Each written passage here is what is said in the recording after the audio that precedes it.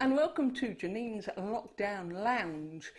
Very happy to be joining the National Education Union for this celebration of working women. So let's start with a poem that is roughly on that theme. Somewhat like the angry youth, but rather longer in the tooth. We're gobby, feisty, loud, uncouth. We're disaffected, middle-aged women. Kicking our heels against the wall, plotting in the shopping mall, go tell them we're not playing ball, we're disaffected middle-aged women.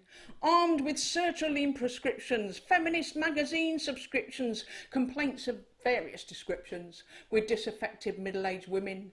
We won't be judged on how we dress, we're going to save the NHS. We're doing yoga for the stress, we're disaffected middle-aged women. With the leadership skills of Princess Leia and the kicks of Buffy the Vampire Slayer, we don't chill out, we add a layer. We're disaffected middle-aged women. We're meeting to plan our strategy by the gates at school at 3:30, pumped up on hormone therapy. We're disaffected middle-aged women. So bosses and sexists, be afraid. We're not your skivvy or your maid. We don't care if our colours fade. We're disaffected middle-aged women forming a gang on an estate near you. Fighting the cuts and misogyny too. Then home in time for a refreshing brew. We're the disaffected middle-aged women. Fantastic. Thank you very much. So, yes, before I was a disaffected middle-aged woman, I was a disaffected youth. And to this day, I still like to listen to my favourite songs from that time and indeed to rewrite their lyrics. In particular, if the song tells a story from a bloke's point of view, I like to have a go at rewriting it from the woman's point of view. So this next poem is that. It is a rewrite of Up the Junction by Squeeze, which was a story of a young lad who gets his girlfriend pregnant, drinks too much, messes it all up, gets dumped. So thought I'd retell that from her point of view. So this is called The Girl from Clapham.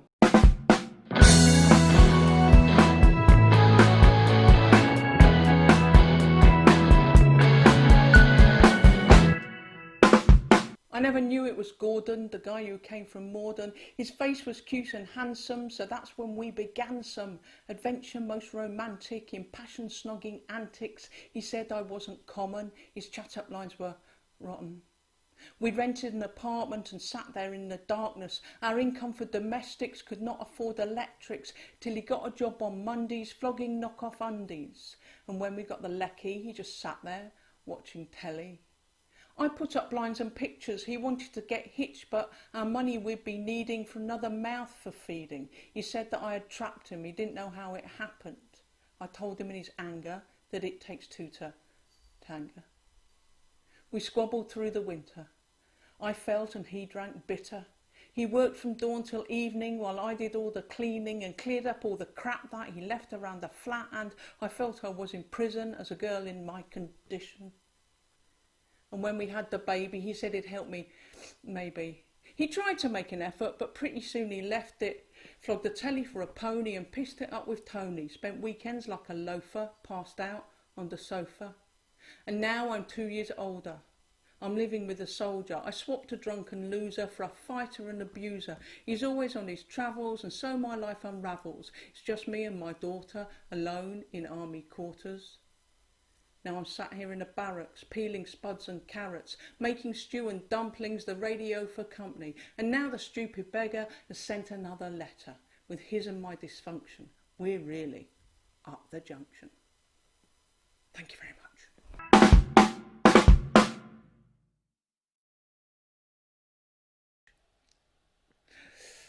Okay, so yes, women workers and in particular education workers.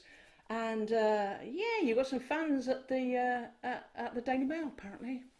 Want you all to be heroes and go back to work regardless of small matters of whether it's safe. And appears to have not noticed that you've been working all along anyway. But yes, so I guess you were probably even angrier than I was when the Daily Mail did a front page a couple of weeks ago saying, let our teachers be heroes. It inspired me to write this poem. Teachers say, let Daily Mail writers be heroes.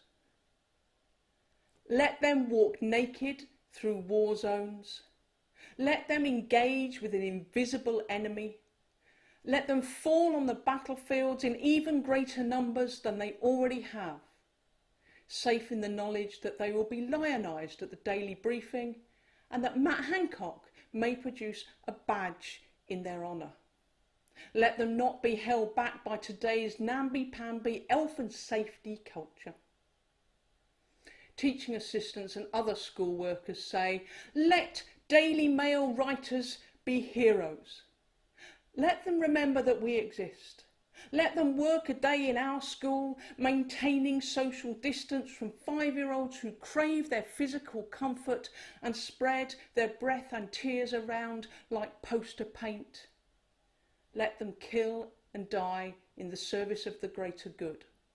Said greater good being the return of the wage slaves to their workstations. Let Daily Mail writers be heroes, just for one day. Thank you very much. So, okay, what should we do next? I think next, yes, just under 4 years ago, I was diagnosed with breast cancer. With the help of the, well, I was going to say with the help of the NHS, entirely down to the NHS really. It's all gone. It's all better now. Although I don't think you ever stop being a cancer patient really, given the marks it leaves on you, marks of various forms. And this poem is kind of on that theme, contemplating the state of me after all of that and various other things that happened to me in my life. So this is called Telling Time. My body is a timeline, with every thick and fine line marking a milestone, time grown, each tract and fracture captured and reserved, a chapter in each roll and curve. My belly tells in its size and its height of what's been going on inside, etched on stretch marks like a birch's bark. Dark, silvered and faded since they first displayed, dark and light, raw and ripe like a tiger's stripe. Between the moles of the sealed up keyholes, through some of which a cyst was whipped, through others an ankle healed, for which I feel thankful. A line along my cheekbone, no longer a weak bone, fortified with titanium inside, an acrylic eye that doesn't see and doesn't cry. Excess weight and childbearing hips, bitten nails and hair on me lips, 3 little dots from a treatment machine, scars along folds that are rarely seen, and the biggest and the best, a story scored across my breast, a similar size but a different shape, a valley on the landscape, a permanent monument, a tough white groove through which the healing hands removed the tumour that was killing me and let me be. And every mark has a tale to tell, of getting fixed and getting well, of being loved, of coming back from hell, a tale of off-centre adventure, of trips and falls and friendship and brawls, of scabby knees from climbing trees. No tattooist needle is needed to write my story on my skin, to fill it in, to join the dots and spots and pores and wrinkles, instead life inks and draws. If by the age of 50 my body by this stage was still a blank page, you'd know I hadn't lived, that life had not yet given me those rips and scratches and snatches of excitement and delight and occasional fright. If nothing changed, no scars remained, then nothing ventured, nothing lost, but nothing gained. My body is a timeline. It's mine, my life storyline. Thank you very much. So that poem is included in the book I wrote about my breast cancer experience, which is called The Big J versus the Big C: Experiences, Issues and Poems in the Battle Against Breast Cancer. It's available as a print book, an ebook and an audio book, all from Flapjack Press, should you wish to buy that. It's not just poems, it's kind of my blog type stuff, ramblings, and lots of boob jokes. Okay, so yeah, look, women workers. Something really bad that the Tory government did a couple of weeks ago was, under the shadow of a pandemic, they pushed through Parliament their horrible, nasty new immigration bill thus carrying out their promise made earlier in this year to introduce a new immigration system based on points. And as they described it earlier this year, unskilled people, like care workers, wouldn't get enough points, wouldn't come in. News to a lot of people that care workers were unskilled. Perhaps that's what comes of judging people's skills by their pay packets rather than by their skills. So I wrote this poem in response. It's called Unskilled. You don't have skills. You're just a carer, a labourer, an apron wearer. You smear on cream and dish out pills. You don't have skills. You have no skills. You just wipe arses, the underside of the underclasses. You wipe up drool, make tea and chat. Where's the skill in that? You're a manual handler, a heavy lifter, a later night and early shifter. You're a miracle worker, a first responder, a 15-minute magic wonder. You're a jargon buster and explainer, understander, trier, gainer, kit inspector, friend and neighbour, disinfector, dressing changer, food preparer, medicator, burden bearer, educator.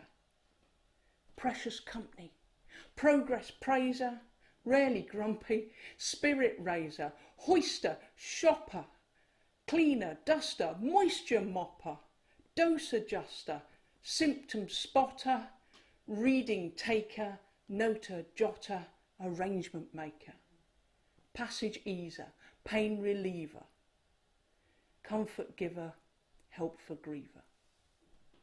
But you don't work with lathes or drills. You don't have skills. Your wages barely pay your bills. You don't have skills. You're patient, caring, brave, strong-willed, but still unskilled. That's why that vacancy's unfilled. Okay, so Isn't it funny though? Although they were saying that about care workers being unskilled back in January when they announced the immigration bill, or the proposed immigration system, they don't seem to be saying it much now. I guess because people would be even angrier now, and because it's so patently untrue. So this poem is kind of on that theme. This next one, which I'm going to end with, I also wanted to mention that it is included in an anthology that I put together of over 60 poems by over 50 poets, all written in the first week of lockdown. That anthology is called Coronaverses, Poems from the Pandemic. It's available from the web shop on my website, and I will put the address up on the screen. Okay, so I'm going to end with this one. It is called Wherefore Art Thou Capitalism? No one's saying leave it to the market. No one's claiming competition's key, that stockbrokers will lead us from the darkness. No one's sneering now at stuff for free. No one says that laissez-faire will sort it. No one argues we'll be saved by greed. None declare just those who can afford it should get the test and get the care they need. No one says we need more speculators. No one's calling care workers unskilled. No one waits for private ventilators. No one thinks compassion should be billed. No one says the rich should keep their fortunes instead of sharing wealth for common good. No one says they wouldn't pool resources to help the sick and frightened if they could. No one says it's fine to charge your damnedest. Supply will match demand and set the prices. No one says that mutual aid is madness. No one trusts a banker in a crisis. So where are Adam Smith and Milton Friedman? Where's triumphant capitalism hiding? Where's the wealth of nations when you need them? Tell the stock exchanges when you find them. But keep your guard for when this crisis passes and profit praisers raise their voice anew. When corporate beggars claim their place as masters, remember solidarity got us through. Tell them that we won't come back to serve them. Tell them profit damages our health. We'll share the riches for we all deserve them.